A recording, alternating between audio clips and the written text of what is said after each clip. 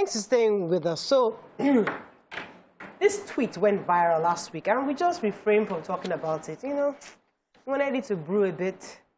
So, we've heard people's opinion, but we'd like to hear the viewers of your views on this matter. So, Pastor Paul Adefarasin went viral last weekend when he asked that Nigerians should get a plan B. Of course, many people went for him. How can a man of God say that? Is it right for you to be preaching that people should have a plan B? Or should people actually be preaching about hope? I don't want to focus on the bashing about religious leaders. That's not the objective of this conversation, because I think they've had in their own version of bashing enough. But I think the conversation the ladies of your view and I would like to have is, should we indeed get a plan B? Is that the reality? Especially because many have plan Bs, but they're not saying it. It's because Pastor Paul is the one that spoke it. So suddenly everybody is now attacking him. But we know almost everybody, especially in his position and other positions, have plan Bs. So as we, the real citizens, I mean, not the real Nigerians, the 99.9% of the masses, should we get a plan B? That's the conversation. You can call us on 091-9390-76-948. You can also call us on 081-270-53687. You can tweet us at TVC Connect. Please hashtag your TVC so we can read your tweets. All right, so who would have to go first? Is it 200 million people that are going to find a plan B? What country will be able to accommodate this plan B that we're talking about? I know it sounds right, and the people that can afford a plan B are the elites. The people that can afford a plan B are the middle to upper class. But the majority of our population that are living below the poverty line, or even living barely above the poverty line, are about 100 million. Where would they go to? But let me add, before you continue, just to remind you, he wasn't talking to the whole of Nigeria, because maybe he understands that we all can't afford it. He was talking to his people who possibly can afford it, a plan B. So it's not the message to... We're just bringing it out, saying, okay, do other Nigerians who may not be able to afford it, what plan B could they have? But let's be very clear that he wasn't speaking to you and I. So for me, I think my biggest problem, and the biggest problem of this country, is that many of those that can change this country have plan Bs. That's the and as long as there's a plan B, you know there's an opportunity and there's an option. The solution to this country lies in the fact that we have no option, we have to make it work. We have no option, this must work. When anybody tells me about breaking up this country, I say, where will my children go to? Their mother is Yoruba, their father is Edo. Where would other people that are married across north to the south go to? This has to work, because we don't have an option. But when you have option B, and as long as our leaders have option B, as long as they have private jets and they have second passport and they have third passport and they have national citizenship, they would always not take the situation here with the level of seriousness that it deserves. There's no option. So, let me come to you, Mariam, before I come to Nyma. Okay, so for me, this plan B, the fact that the pastor spoke about it, a lot of people came for him. But I think that plan B is actually the Nigerian way. We have leaders who, when they fall ill, they have a plan B to use hospitals outside our country. If they didn't have a plan B, if the hospitals in Nigeria were the only hospitals that they could use, they will put in all that is needed to make sure that those hospitals work and are at the same standard internationally, so they would not need to travel. We use plan B to do our roads, our railway. We use plan B to fund our schools. We use plan B for aid, and that is our problem. We need to put plan B aside if we want the country to work as a whole. Now, if you're talking of an individual who is using plan B, I can understand how, if you put in the money, put your money and your resources aside as a person that does not affect the country as a whole, and you put that plan B into work, it can work for it's your, what would I say? That's your reward for being able to get the money together, wanting to get something better for yourself. But if we have to talk about Nigeria, we have to look at the big picture as Nigerians. I think plan B should be put aside. Plan A should be the only plan, yes, the only plan should be making Nigeria work, and then there will be no need to talk about plan B. Let me come to Nyma. Your thoughts on this? I have thoughts running. But he was talking to everybody. He wasn't talking he said, he was talking I'm talking to my people. He said it very clearly. He defined it to please. So there's a level, I studied law. We do what they call interpretation of laws, and we have different methods. We use literary, we use any mischief rule and all the rules. And in the rule that I chose to use, he said to the people there, even if it's by Okada, and even if your option is limited to Ghana, he's not talking to the people there. The people there then. Wait now, the people there, those people can raise a flight ticket. Where you don't have the option of flight ticket. Okada to Ghana, Cameroon, those kind of options saying, whatever you do, this is a failed something. Plan B. It's the culture of Plan B that got Nigeria to where it is today. The Nigerian young students that were trained in Nigeria or sent abroad to be trained to come back and develop home that never returned. It's the option of Plan B that killed us. The Nigerian that, would stay here and look at the universities and say, this university is the UK education that is good, British standard that is good for my family. The culture of Plan B has been with us forever. And it is why we are where we are. It is not bad leadership alone. It is our mentality. It is the people chastising him. Let me know if we go there. These same people. I'm not talking about the people in governance or government or the circle of elites and all of that. These same people will know where they should be if it did not land from the Plan B. They will know where an Adire. One of the reasons I stuck to a particular network is because that particular network the owner of it could have afforded the richest of laces when his mother passed. But he chose the Ankara fabric. People don't know what to look out for and the things to appreciate in people anymore. We always appreciate a Plan B. Even we had an institute of vaccination that, that could create vaccines. We killed it. And now we depend on the country that its vaccine cannot even avail it anymore. And we are not vaccinating our people. So there was something I learned, from the Indian story, because I think I read somewhere, I can't remember exactly somebody was saying that a country can only develop as much as the elites are willing to actually invest in it. Because the truth is that if the elites says, you know what, we don't have a Plan B, and this is all we've got, there will be development. There are many millions of Nigerians abroad that have used that, they want to come home. But unfortunately, because those who are home are not making a conducive environment for them to come home. So people who are home was also creating that conducive environment are already looking at outside as a Plan B. So those people outside can't even come in. So the truth is, those people, now my question is, those of us, people like me, let me define people like me. We have young children, not those that our children are already abroad. Mommy and daddy are here, parents, the kids are, people that have young, under 13. That's my category. Number two, we don't have visas. We don't have second passports. We don't have anywhere else to go. That is who we are talking to.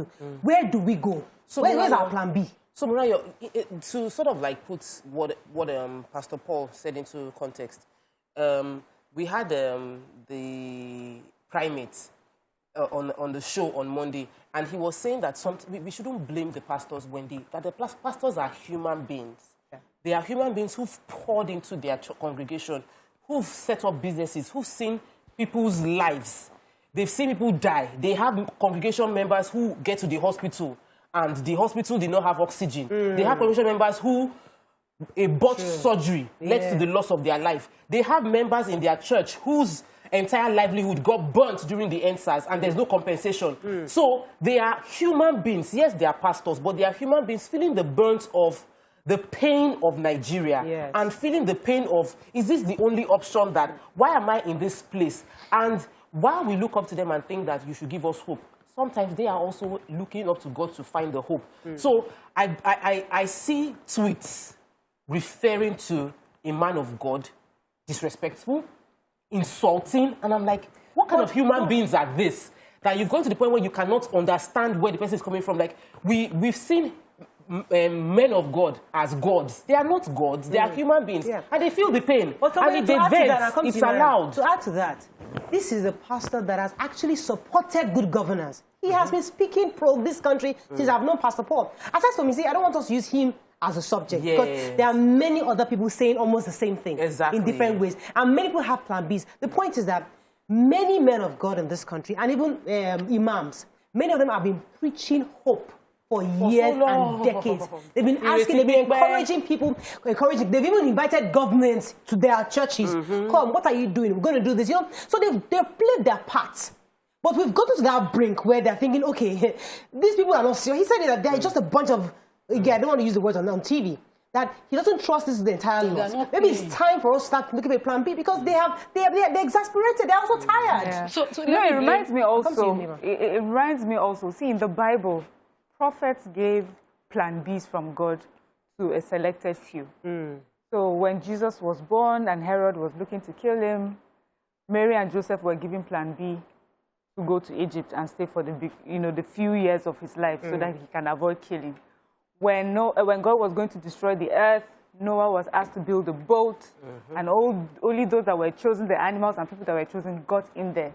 So there is the spiritual side, which may be that God has spoken to him to speak to his chosen people or his chosen congregation about a plan B. So there's that side. So when you are talking about pastors, but if it was someone in government that came out and said this, for me, it would have been, how dare you speak that way? But when it comes to imams and people in church and pastors like that, I always tend to say, I always, no, they don't sell.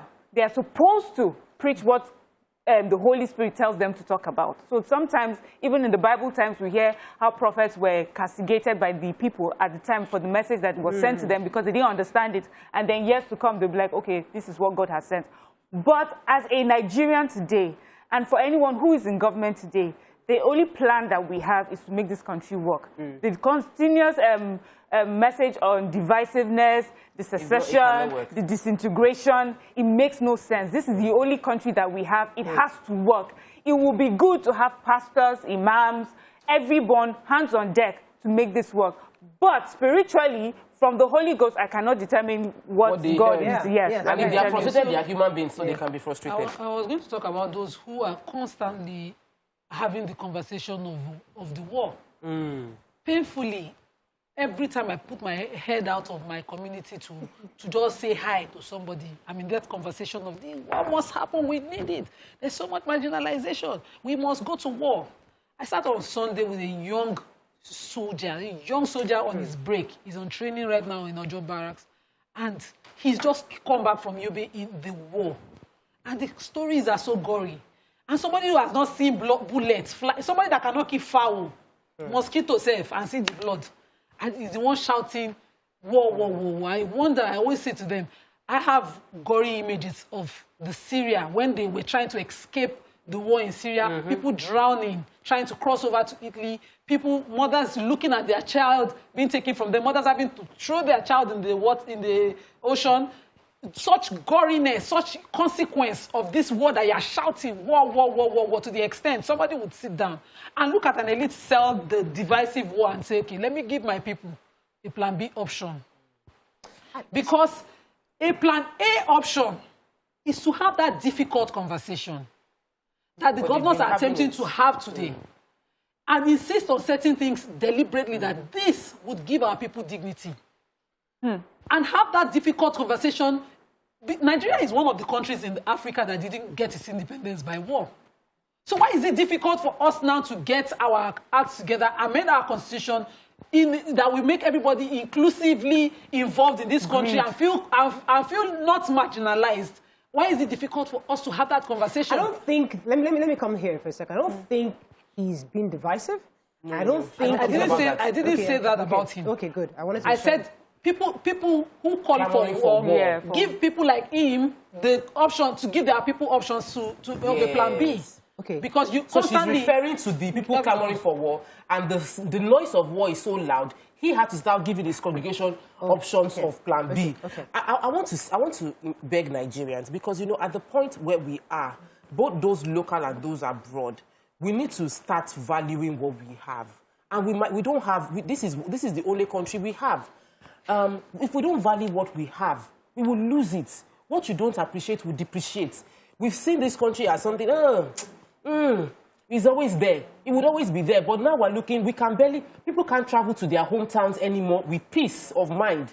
You know, we used to be able to travel to our hometowns and know that we have a village there. But now everybody is stuck in the cities and everybody is looking out their windows.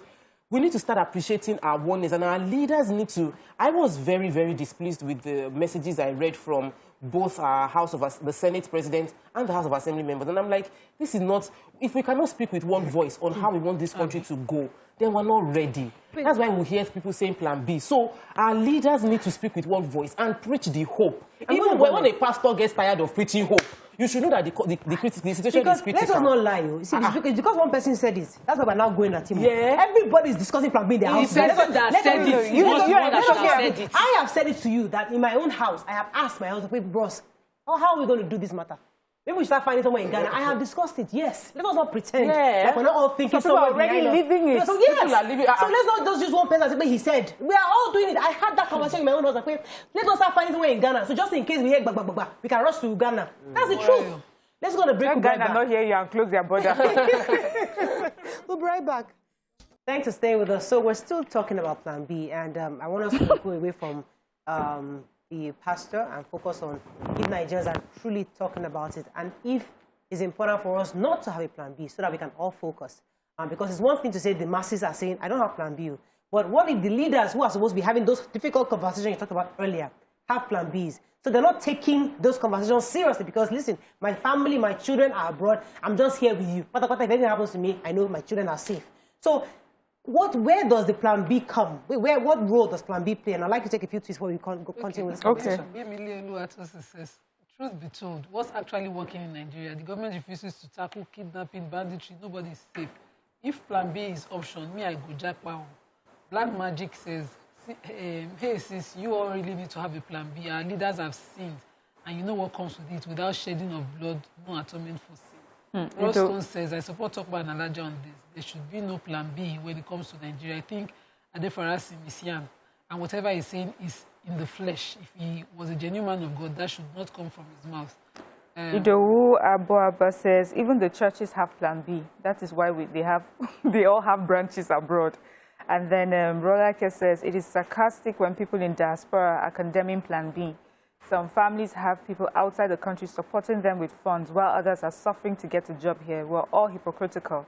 Let's practice what we preach. I think it's a selfish mentality. A plan B is a selfish mentality. It's the same mentality our leaders have that they crippled our educational system. Our universities that were world class in those days, they deliberately watched it. It's plan B. It's a selfish mentality. All of them, including the person talking, has a selfish mentality. Because if you think of those days when the plan B was the option after the Civil War, parents' plan B was go back to the village, not leave the country. Parents' plan B was have a village home. If it happens because you're in the city, you go to the village. You go and start farming. You go and, nobody wanted to destroy the country. But the way it is now, let's go. If they finally throw bomb, let the country just destroy. This is our heritage. This is what we can tell our children. This is what we can call our own. Wherever we go, we have a story of a multicultural, personality in the countries that we go. We don't think these things deeply. I personally remember discussing with my husband about a university option for our daughter when she grows up. And I was saying to him, I said, my prayer is that by the time she's ready for school, all this problem would have vanished. Nigeria would have, and he was just looking at me strangely. Do you think it will go? But that's how I think. I kneel down every day and ask God, let it get better. I don't think of options, even though I'm of the class where I can start an education trust fund for her and hope that she ends up in somebody else's country. Yeah. I think if she grows up, how proud of her heritage. That's Zakimboyewa's tweet. I like this. It says, there's no country that's immune to problems. We need to fix our country. Just look at what they're going through in India. There was a time people were queuing up for food in the UK, but look at the UK today. Yeah. So if we work together, Mariam, I think we've hit the nail on the head with the medical issue. If all our leaders had no plan B for their medical treatment, we would have better hospitals. If all our leaders had no plan B for educational system, we would have better schools. So the plan B option makes us feel like there's an escape. That's number one. Number two, when a group of Southern leaders come together and offer what they feel will be an option to keep us together, and a group of other leaders say, no, go and first do the restructuring in your state, don't bring it. Even though you have a limiting constitution. So I feel that there is a level of we are not speaking with one mouth concerning how we want this country to grow, and that way the citizens don't feel the need to say I trust this system, because those who handle the system also are trusting something abroad. Our president just came back from medical trip, so obviously. See, I've shared this story before. I was in school. I was in medical there record were two guys that actually helped me in chemistry back in the US. Two Indian boys, very smart, intelligent. They were like the head of the study groups. They were very smart. And they were studying and telling me that when they're done, they're going back to India. When I did another course, another Indian girl, her name was Prima. Herself, she's like, wait, I'm done, I'm going back to, because she had that mentality of, I'm not here for a plan B. I'm going back home. Like, I'm only here to get the education and then go back home. So it's still that plan B mentality that even when you travel abroad, you choose to stay with, you know what, I can't go and stress myself in Nigeria. I'd rather stay here. I cannot come and die because it's convenient. And you can't totally blame them because they also have children. But is that thin line for patriotism or also having and our media, children? Then our media is also hyping this insecurity and instability a whole lot, because if you read the US isn't better off. There are shootings every day. They have gun battles. Random person will just wake up and take a gun and say the person is depressed, and then they shoot, and there are killings every day. The Indians are fighting their own. The UK is fighting their knife crisis. There's no help anywhere. You know, so it's come back here and let's make this work. Because if they shut their borders during COVID, we had many airlines sadly lose their lives because they couldn't go there to access medical care. So if you make here work, if anything we've learned from COVID is the fact that our president was here throughout. No matter the health crisis, he had to stay here. They did not take him there. But when COVID escaped, he went back for it. We need to ensure that here works, because this is where you're own. You can fight for your rights here. Come and fight here. Don't fight for the rights of people. Black lives matters there, but make your Nigerian lives matter here. Imagine just living in your own house. Imagine you live in your house with your husband and your children. And then, as a wife, you have a plan B. So you have another house that you go to. There's no way you can put your all in this house that you share with your family. We're talking like this because our children haven't reached that stage where we need to take them to the US. No, I get... We're at that stage where our kids are still growing up. But we might not talk like this. When your child needs to get into university and they're waiting because there's a strike, and you have an option to say, you know what, I can get you to Canada, I can get you to the US. Would you not let your child suffer 2-3 years because they're striking, because some minister of education haven't been able to resolve with ASU? So let us be realistic. Let us be realistic. No, we're not blaming those who are taking plan B. I want us to be sure. We're not blaming those who are taking, but you see, it's their reality. All of us have no choice. If we all sit at home, if all of us sit at home, I'm saying from the president's children to the pauper's children, all of us sit at home for 2 years, you will see that we'll make the education sector work.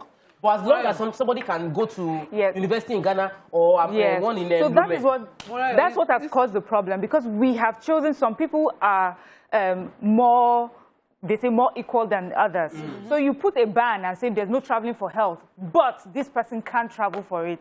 You put a ban, your children cannot go abroad to school if you work in government. But then you find someone who is able to go behind your back. So when there's no justice, there's no peace. When there's no justice, people will find different ways to also get make a plan for them to get what they feel that they are not the benefits of getting benefits from there. So when we decide, as Tokwe has said, when we decide that everyone hands on deck, we're not going anywhere, it will work. So I'm not calling you out on this, but when we say our children, let's just remember, it's somebody's child who turned 18 and they called him mature and sent him to Burma, and he was killed.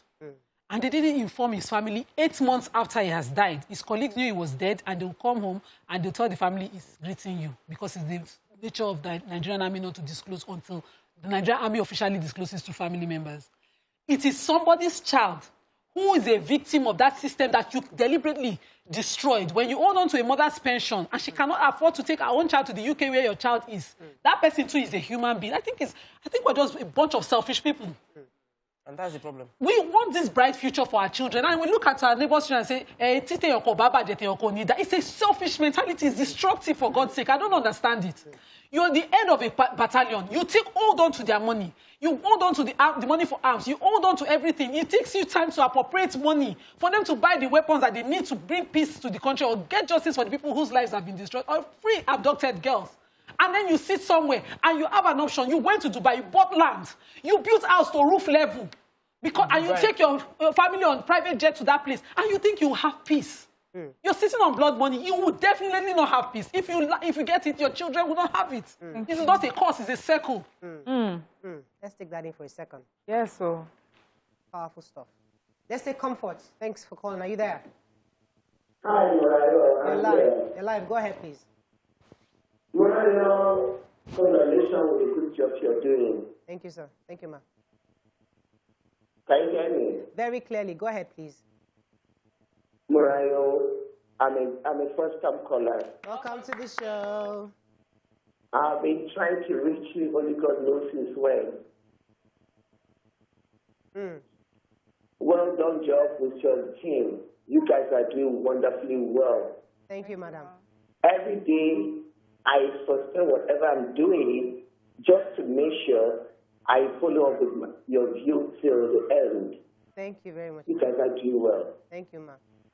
And congratulations to the birthday girls, the two birthday ladies. Congratulations. Thank you. Hello? Comfort. Oh, okay. Sorry, thank you very much, Madam Comfort, for that. Yeah, so, we see, I think I hear Nyma.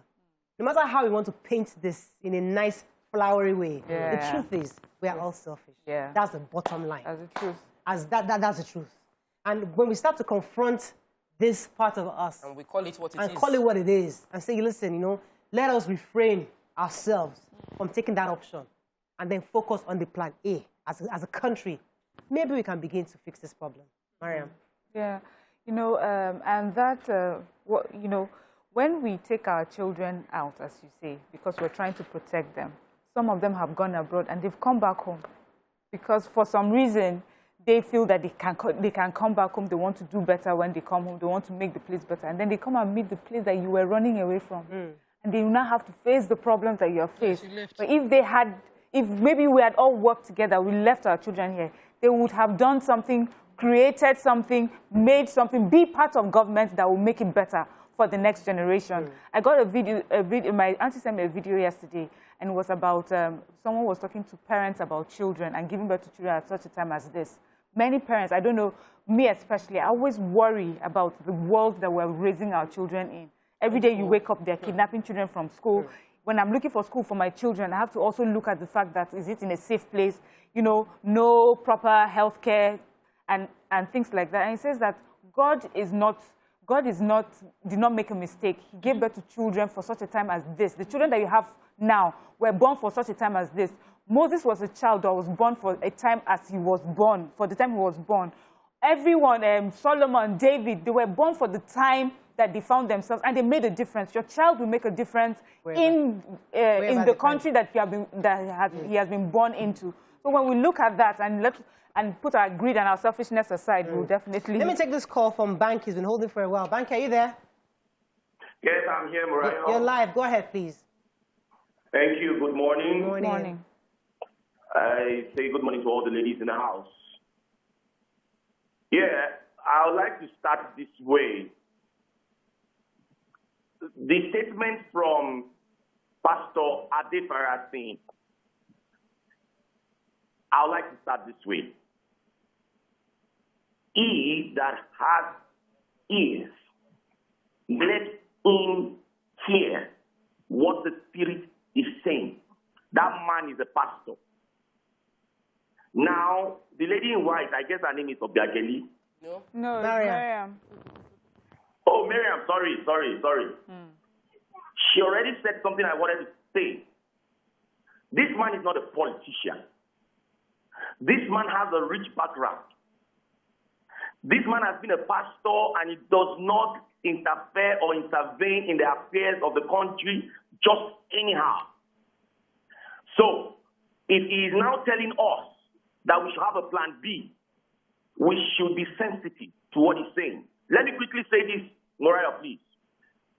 Your dad, of blessed memory, Baba Alawa Kalbashorun, of blessed memory, these are people that saw that this country is going into the mud. Your dad sent you abroad to go to school and had to beg you to come back. Because your dad knew from intuition that the country is not going in the right direction, but your dad will not tell you. And when you came back, I stand to be corrected, Morayo. You would have been of the thought right now as I'm speaking that maybe I shouldn't have come back, if not for my dad that begged me to come back. So I want us to be realistic. I can understand your positions there. You guys are OAPs, on-air personalities. So there, you know, you have restrictions. You have your views. You share your views. You want to be careful. Thank you very much, Banky, for sharing your contribution to this conversation. The truth is, I mean, listen, we've all faced that situation where he's right. My father asked me to come back home. He was really very convincing. Told me that, Mariah, you have to come back to Nigeria. And when I was coming home, everybody abroad said, Mariah, you don't have your American passport. Don't go yet. Do the thing first before you go. And I kept saying, no, I'm going back to my country. I'm going to go back. I remember when I got to the airport, my brother said, Mariah, you're in GFK. Oh, board. You've not boarded. You can still change your mind. Tickets, we can always find the money back. Stay. Get your plan B. That's the green passport before you go to Nigeria. Don't go there and get stuck. And I said, no, I'm going home because Daddy told me that I must go back home. Now, I won't lie. There were times when I was probably around, why did I do this? Why did I not just at least get my passport first? So at least I can run away. But unfortunately, I didn't. And I'm here. Yeah, so there are days where I have that frustration. But we still preach hope.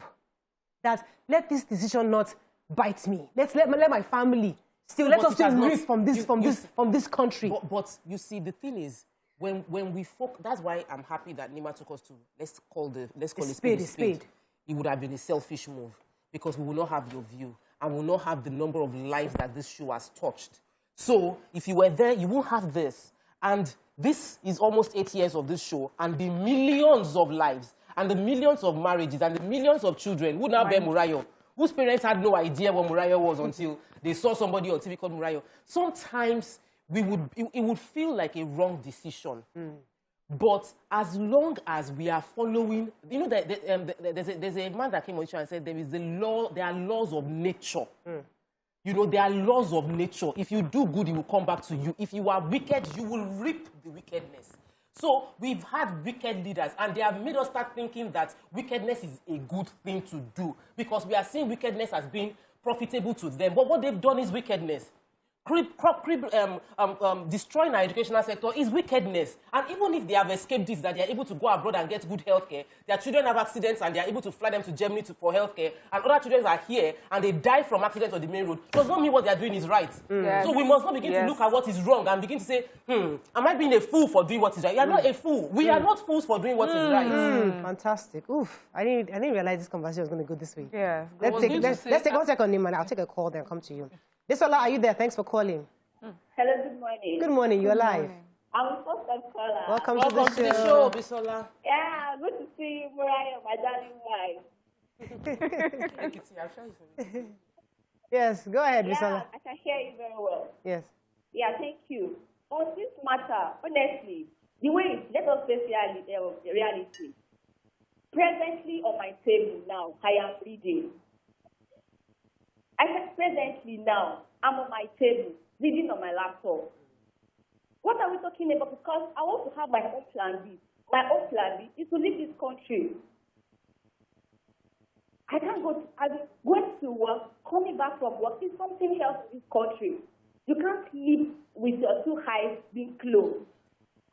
So we should not leave everything aside. Everybody should have their own plan B. Irrespective whether you are comfortable in this country or you are not comfortable, you just have to have your own plan B. Thank you very much, Bisola. I'm not against migration. For reasons that, economic, financial, whatever reasons that you have to migrate, you might have to migrate. What I am against is destroying home to go to another person's compound. We constantly take decisions in our various official capacities, in our various administrative capacities, as Nigerians within our homes, take decisions that continue to be anti-Nigerian, continue to destroy the Nigerian dream, only to dream somebody else's dream. To be a second-class citizen for us is better than to build this dream you know, that would make us... look at the history of countries that have been divided over the years. They continue to be divided. The USSR is a clear example, but the US is about 50-something states, if I'm not wrong, 55 or 54 states, strong in their differences. And we'd like to go there, but we cannot build a multi-ethnic, what do they call it? Multi-ethnic, multi-language, all of that country here, and we destroy it. Every man thinks local. They just love. It's good to be a proud Isaka woman, but don't destroy the Nigerian dream just to be an Isaka woman. That's not the right thing to do. And I listened to David Undeyi on one Twitter live while I was on the break, and they were talking about the 200 million possible refugees scattered all over the world. And you as a Nigerian, okay, you've gone, you've escaped.